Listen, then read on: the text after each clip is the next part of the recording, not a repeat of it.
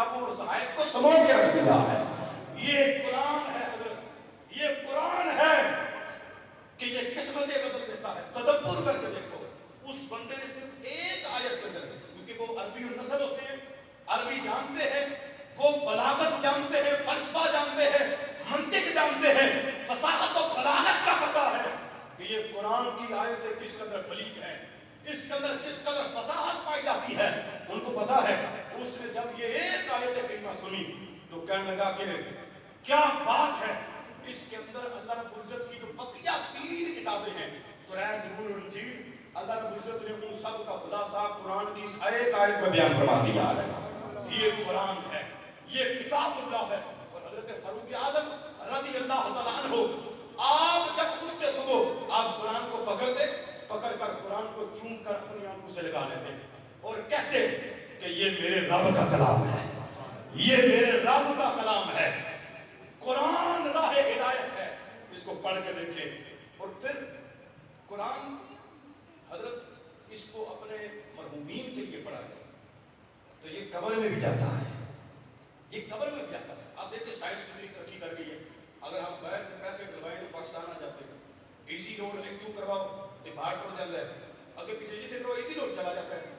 حضرت کیا قرآن کے اندر ایسی پاور نہیں ہے کہ قبر کے اندر ہی اتر جائے؟ یقیناً اتر جاتا ہے.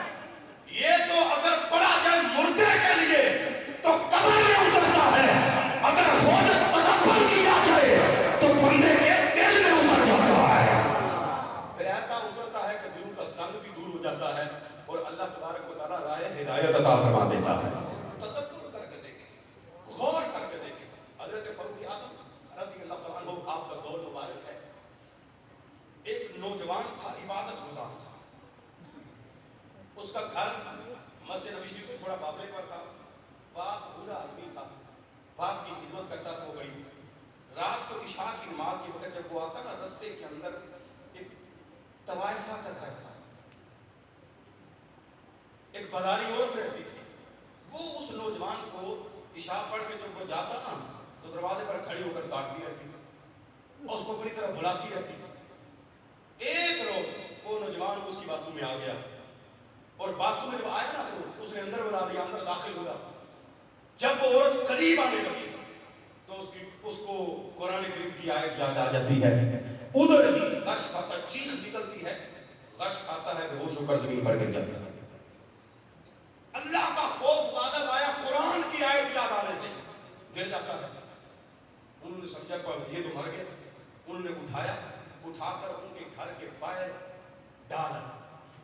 اب بوڑھا باپ اس بیٹے کا انتظار کر رہا تھا کہ میرا پتر آتا ہے، ابھی آ جاتا ہے، ابھی آ جاتا ہے. جب بیٹا کوئی نہ آیا، اس نے باہر نکل کر دیکھا تو وہ تو پیر دروازے پر مردہ پڑا ہوا ہے.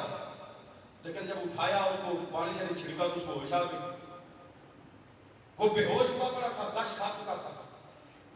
اب باپ نے پوچھا پتر تیرے ساتھ کیا معاملہ ہوا؟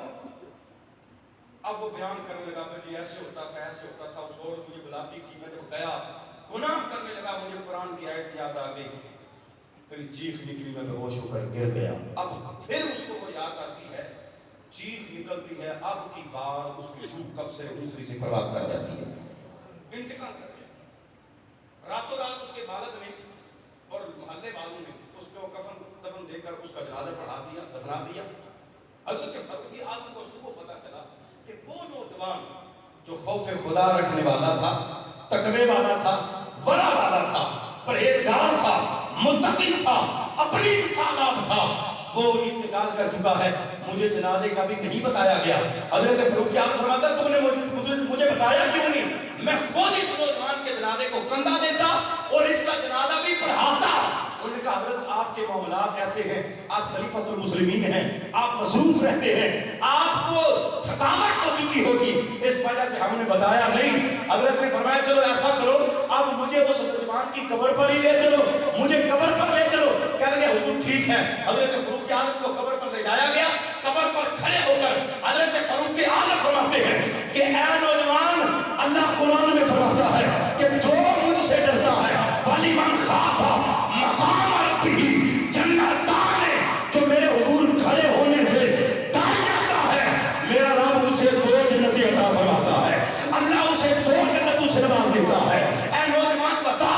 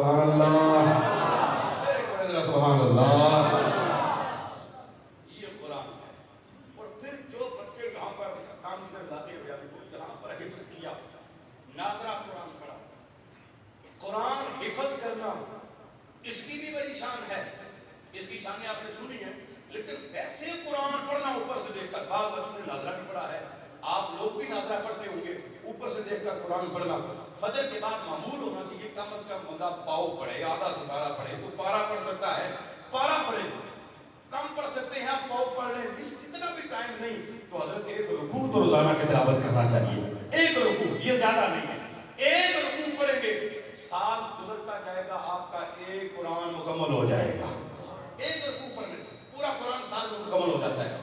اتنا تو ہمیں کرنا چاہیے کہ سال میں ایک دفعہ مکمل کر لیں، یہ مسلمانی کا تقاضا بھی ہے۔ اور پھر قرآن پڑھیں گے، نظر تیز ہوگی، حافظہ مضبوط ہوگا، اس کو چھونے کا بھی ثواب ہے، اس کو پڑھنے کا بھی ثواب ہے، اور اس کو دیکھنے کا بھی ثواب ہے۔ اتنے سارے ثواب کا مجموعہ ہے، قرآن اوپر سے دیکھ کر پڑھنا۔ اور حضرت امام احمد بن حنبل رحمۃ اللہ تعالیٰ علیہ فرماتے ہیں میں نے اللہ کے حضور عرض کی مولا سب سے قرب تیرا دینے والا عمل کون سا ہے، سب سے زیادہ قرب دینے والا عمل؟ حضرت امام مالک فرماتے ہیں میں نے خواب میں اپنے رب کا دیدار کیا تھا۔ خواب میں دیدار ممکن ہے، جو بیداری میں کہے کہ میں نے جاگتی آنکھوں میں رب دیکھا ہے، وہ بندہ دائرہ اسلام سے خارج ہو جائے گا، کافر ہو جائے گا، کہ یہ ممکن نہیں ہے، جاگتی آنکھوں سے جائز نہیں ہے، ممکن ہی نہیں ہے۔ یہ صرف اور صرف ہمارے نبی اسلام کا خاصہ ہے کہ معراج کی رات آپ نے اپنے رب کو اس صورت میں دیکھا جو اس کی شان کے لائق ہے۔ رأیت ربی فی احسن صورت، آقا فرماتے ہیں میں نے رب کو اس شکل میں دیکھا جو اس کی شان کے لائق ہے۔ میں نے اپنے رب کا دیدار دیکھا اور جاگتی آنکھوں سے رب کا دیدار کیا ہے۔ یہ حضور علیہ السلام کا ایک اعجاز ہے، معجزہ ہے۔ پر حضرت امام احمد کہتے ہیں میں نے جب خواب میں اپنے رب کا دیدار کیا، میں نے پوچھا مولا جو تیرا قرب دینے والا سب سے زیادہ اچھا عمل ہے وہ کون سا ہے؟ اللہ رب العزت نے ارشاد فرمایا وہ میرا قرآن پڑھنا ہے، وہ میرا قرآن پڑھنا ہے۔ آپ فرماتے ہیں میں نے پھر سوال کیا اے میرے مولا سمجھ کر پڑھا جائے یا بغیر سمجھے پڑھا جائے؟ اب جو سمجھ کر پڑھتے ہیں وہ علماء ہے، وہ فقہاء ہے، وہ مجتہدین ہے۔ اب ان کو تو اجر ملے، جو ان پڑھ بندہ ہے اس کا کیا بنے گا؟ حضرت امام احمد کہتے ہیں میں نے پھر سوال کیا اے میرے مولا سمجھ کر پڑھے یا بغیر سمجھے پڑھے سب کو اجر ملتا ہے، کیا بغیر سمجھنے والے کو اجر ملے گا یا نہ؟ اللہ فرماتے ہیں امام احمد جو سمجھ کر پڑھے وہ بھی میرا قرب پائے گا، جو بغیر سمجھے تلاوت کرتا ہے اس کو بھی میرا قرب نصیب ہو جاتا ہے۔ یہ قرآن ہے، جو بھی پڑھتا ہے اللہ تبارک و تعالیٰ اس کو اپنا قرب عطا فرما دیتا ہے، اپنی نزدیکی عطا کر دیتا ہے، وہ اللہ کے قریب ہو جاتا ہے۔ اس واسطے قرآن قرآن اس کو اپنا معمول رکھیں، قرآن پڑھیں، روزانہ کی بیس پر تلاوت قرآن کریں، اس کے احکامات پر عمل کریں۔ قرآن کے اندر ایک حکم آتا ہے وَآتُوا حَقَّهُ یوم حصادہ، وَآتُوا حَقَّهُ یوم حصادہ، فرمایا کہ جب کھیتی پک جائے تو اس کا حق ادا کرو۔ یاد رکھیں زکوٰۃ مال پر ہوتی ہے، اسی طرح عشر جو ہے یہ فصل پر ہوتا ہے۔ جو بھی زمین اگاتی ہے، چاہے گندم کی فصل ہے چاہے چاول کی فصل ہے، اس کے علاوہ حضرت پٹھے وغیرہ جو کچھ زمین کے اندر اگتا ہے یہ اللہ تبارک و تعالیٰ ہی اگاتا ہے، اسی کی حکم سے اگتا ہے۔ تو جس رب نے حضرت ہمیں اتنا کچھ اتنا رزق عطا کیا، ہم نے تو ایک دانہ بویا تھا نا حضرت، ایک دانہ بویا، لیکن اللہ نے ایک کے بدلے میں 700 گنا عطا فرمایا ہے۔ جس رب نے ایک کے بدلے اتنا دیا، کیا ہم اس رب تعالیٰ کے لیے اپنی جتنا بھی عشر ہے، گندم ہے، چاول ہے، اس کا 20واں حصہ خدا میں دینا ہے، 20واں حصہ۔ مثال کے طور پر 20 بوریاں ہوگی ہیں نا، ہم نے تو حضرت ایک کروڑے ہی بویا تھا نا، اللہ نے اگر 20 بوریاں عطا فرمائی ہیں مثال کے طور پر، ان میں 20ویں بوری یہ رائے خدا میں خرچ کر دیں، یہ رائے خدا میں دیں۔ اس کی برکت سے کیا ہوگا؟ اگر کہ ہماری ایک بوری چلی گئی ہے لیکن اللہ تبارک و تعالیٰ بقیہ 19 کو پاک بھی فرما دیتا ہے، اس کے اندر برکت بھی عطا فرما دیتا ہے۔ ہاں جی، اس کے اندر برکت آ جاتی ہے۔ بے برکتہ مال جتنا زیادہ ہوگا اس کے اندر کوئی برکت نہیں۔ آپ دیکھیں کتی بچے دیتی ہے نا تو 8 8 10 10 12 12 ہوتے ہیں، بکری ایک بچہ دیتی ہے یا زیادہ 2 دے دے گی، لیکن آپ کو کہیں پر منڈیاں کتوں کی نظر آتی ہیں، ہر سال بکرے کروڑوں میں ذبح ہوتے ہیں، لیکن آ کر پھر اگلے سال منڈی پر دیکھیں اللہ کتنی برکت عطا کرتا ہے. سبحان اللہ. آپ دیکھیں کہ بڑا بڑا ہے، کدھر سے آ گیا؟ حضرت حلال میں برکت ہوتی ہے، حرام میں برکت ہے نہیں. جو ہم خرچ کریں گے وہ ایک توڑا دیں گے ہم 20 ماہ، لیکن اللہ کے نبی علیہ السلام نے کیا فرمایا اور خود رب کیا فرماتا ہے؟ وَمَنْ جَاءَ بِالْحَسَنَةِ فَلَهُ عَشْرُ أَمْثَالِهَا. فرمایا تم ایک دو گے رب 10 گنا واپس لوٹا فرمائے گا. 10 گنا واپس آئے گا. یہ کم از کم ہے، کم از کم. اگر ہم اخلاص جتنا زیادہ ہوگا یہاں تک کہ اللہ ایک کے بدلے میں 700 تک عطا فرما دیتا ہے. ماشاءاللہ. ایک تو عشر عطا فرمائے اپنی دعوت اسلامی کو، جہاں جامعہ المدینہ ہے، رہائشی بچے کھاتے پیتے ہیں ادھر، اور ویسے بھی زکوٰۃ فطرہ اپنا اور نفلی صدقات اپنے جامعہ المدینہ کو یاد رکھیں. یہاں بچے رہائشی پڑھتے ہیں، ان کا خرچہ ہے لاکھوں ماہانہ خرچہ ہوتا ہے. ہمارا گھر ہے، آپ دیکھیں ہم 4-5 بندے ایک گھر میں ہوتی ہے تو کتنا ماہانہ خرچہ ہے آپ اپنا دیکھیں. اور یہاں پر تو حضرت 30-50 کے قریب طلبہ رہائشی ہیں، عملہ ہے، سب کا کھانا ادھر پکتا ہے، تو ان کے اخراجات حضرت لاکھوں میں ہیں. اس واسطے اپنی دعوت اسلامی کو یاد رکھیں. ہم اپنے بچے دے دیتے ہیں، فری پڑھاتے ہیں، کوئی فیس نہیں، کوئی ماہانہ نہیں، کوئی سالانہ نہیں، کوئی داخلہ فیس نہیں، فری پڑھا کر ہمیں ہمارا بچہ عالم بنا کے، حافظ بنا کے دعوت اسلامی ہمارے سپرد کر دیتی ہے. تو اس واسطے ہمیں چاہیے ایسی بے لوث تحریک جو دین کا کام کر رہی ہے اس کے ساتھ بڑھ چڑھ کر تعاون کرے، اور جن کے بچے ماشاءاللہ حافظ قرآن بنے ہیں وہ ادھر سے بڑھ چڑھ گئے. اللہ تبارک و تعالیٰ ان کو آگے دینی مدین کا کام کرنے کی توفیق نصیب فرمائے. اپنے بچوں کو داخلہ حضرت آپ بھی دلوائیں. اتنے احباب آئے ہیں، حفظ کے اندر بھی داخلے جاری ہیں، ناظرین میں بھی داخلے جاری ہیں، اور ساتھ ہی جامعہ المدینہ درس اسلامی عالم کورس میں بھی داخلے جاری ہیں. اپنے بچوں کو عالم بنائیں، حافظ بنائیں، قاری بنائیں. وقت گزر جائے گا، زندگی ختم ہو جائے گی. آپ کے 4 بچے ہیں، 5 بچے ہیں، ایک تو حضرت عالم دین بنا لیں، ایک تو حافظ قرآن بن جائے.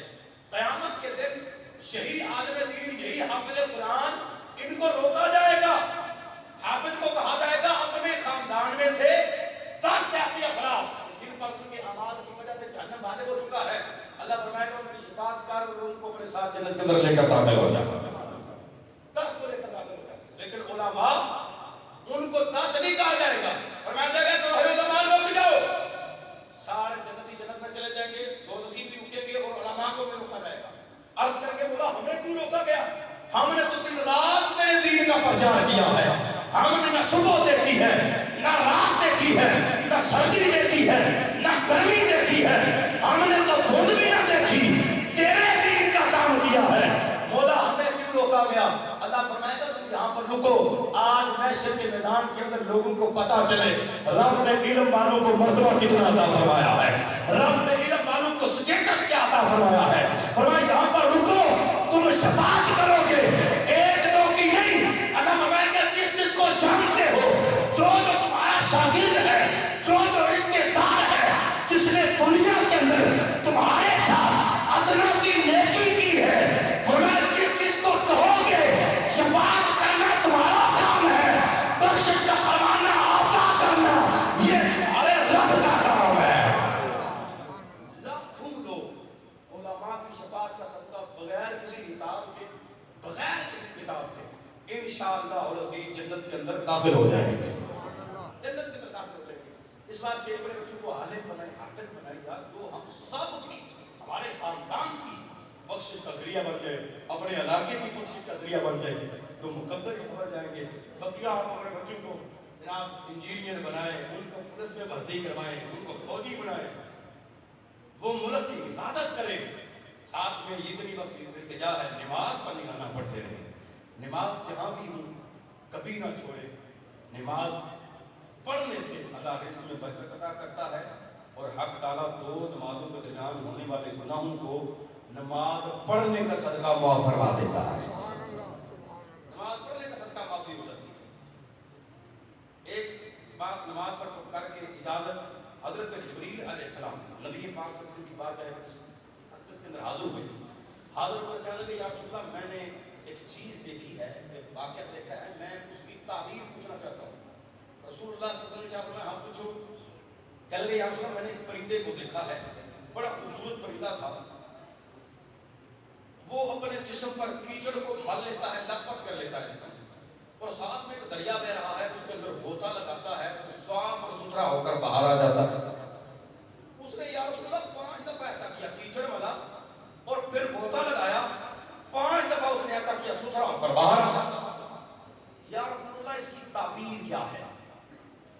کہتے جب میں نے اتنا پوچھا نبی پاک صلی اللہ علیہ وسلم نے فرمایا کہ اے جبریل میری امت کی مثال اس پرندے جیسی ہے، میری امت کی مثال اس پرندے جیسی ہے کہ جیسے اس پرندے نے اپنے جسم پر کیچڑ کو لت پت کر لیا، فرمایا ایسے میری امت گناہوں کے اندر اپنے آپ کو ڈبو لے، گناہ کر کر کے اپنے جسم پر گناہوں کا کیچڑ مل لے گی، جو حصی طور پر نظر نہیں آئے گا، ظاہری طور پر ویسے معنوی طور پر لگا ہوگا کہ گناہوں سے لت پت ہو جائے۔